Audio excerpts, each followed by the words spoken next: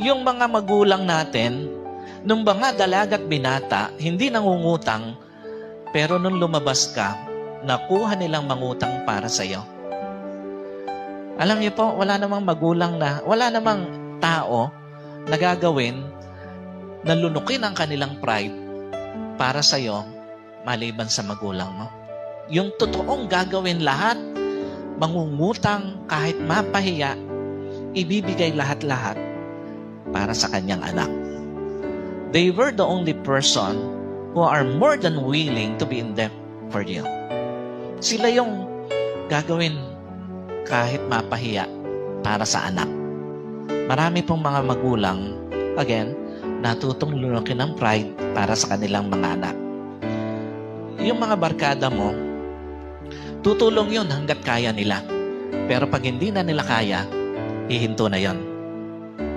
Yung mga natulungan mo, tutulong sila gaya ng naitulong mo sa kanila.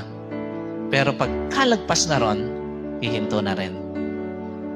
Alam niyo po, yung mga magulang, sila yung klase ng tao sa buhay mo na habang tinutulungan ka, hindi ipaparamdam sa'yo na kawawa ka. Sila rin yung klase ng tao na habang tinutulungan ka, hindi ipaparamdam sa'yo na pabigat ka.